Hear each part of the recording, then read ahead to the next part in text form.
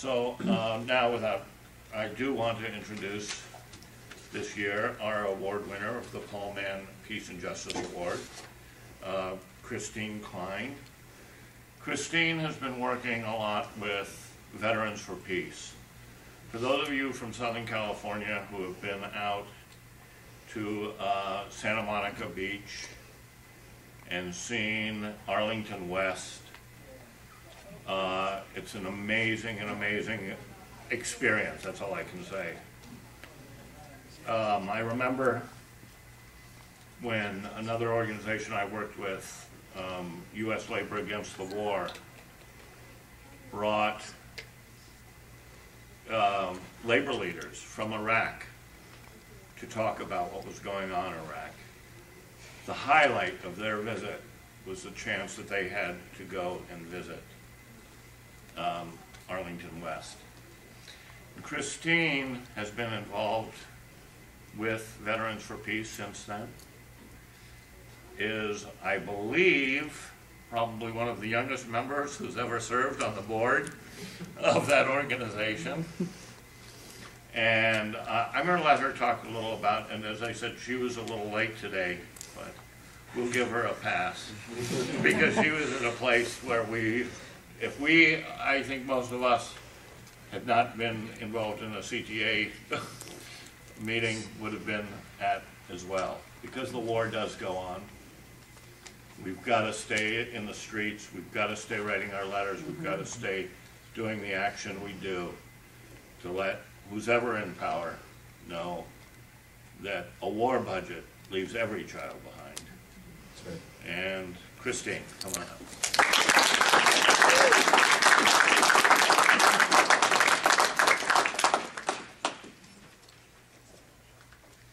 All right, hello LA, what's up? I'm Kristine.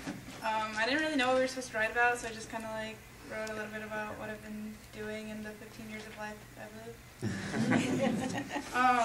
First of all, I'd really like to thank the CTA. This is like amazing for me. Like, I'm so excited. Like, and also on Veterans for Peace and Kathleen Hernandez especially, she nominated me. You know, so my brother served 2 tours in Iraq and came back 80% disabled.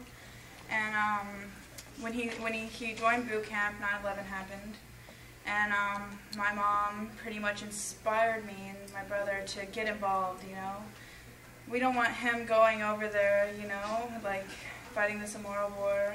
And so he came back 80% disabled, and he actually called up my mom every night we were home and said, we were living in about Atwater, California, and he was up in Oceanside at Camp Pendleton, and he called my mom and he said, "Mom, I have the shotgun in my mouth. I can't live with all the innocent women and children I've killed. I have to pull it." And he suffers now from post-traumatic stress disorder and traumatic brain injury. So I would really like to kind of more than like dedicate this to him, kind of. But what more I've done is we lobbied for him. They were trying to, he was in the inactive ready reserves, and they were trying to get him back for a 3rd tour after all this had happened, yeah. And so, because we had to fight with the VA, and they wouldn't give him his disability rating. So we, my mom and I moved to Washington, D.C., and we lobbied Congress for 2 years, trying to stop my brother's 3rd tour. Successfully, we did it. Unfortunately, we did not stop all of them from going over there. So we lobbied in Congress for 2 years, and ever since then we've been really active. Lately, I've interned with Iraq Veterans Against the War, and I helped organize concerts with the Hip Hop Caucus against police brutality, you know, to raise the awareness.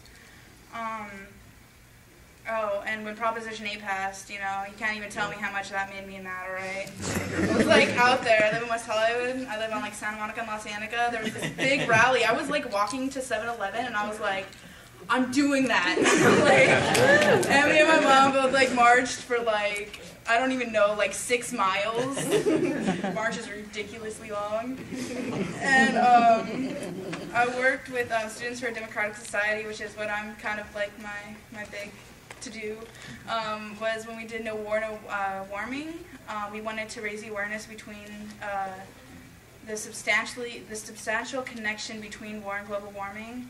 And there I committed civil disobedience, and when the cops, tried to come and like beat us down and told us that we needed to move, I got arrested, but I never got charged because you know what? Even the cops know that this is wrong, and they know that we deserve to do this and to get our voices heard.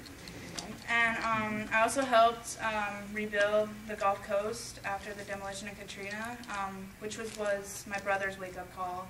He needed to do something. This wasn't right. So, and then one of my greatest honors so far was when VFP nominated and approved me as a member of their board in recognition of the work I did at Arlington West. Arlington West, every Sunday we put out crosses for soldiers that have died in Iraq, and working to build for the soldiers that have died in Afghanistan. We also offer service there. If you know somebody who has died, you can come down, you can write them a message, and you can put it on a cross for them. It's very, there's really no words to describe it. It's very emotional. It's wonderful. We put out a cross every time for a man named Jeffrey Perez who saved my brother's life. He took his post. And about 2 hours later, when my brother was laying in bed, a car bomber came and blew him apart. So, but we put out a cross for him, and it helps you grieve so much, and it helps you truly understand the true cost of war. And I would just like to leave you with a quote. Oh, also, you guys should come out. Yeah, it's nice. We enjoy it when people come. But I would like to leave you with a quote from Margaret Mead that the Veterans for Peace, uses, and we like to follow. Never doubt that a small group of thoughtful, committed citizens can change the world. Indeed, it is the only thing that has.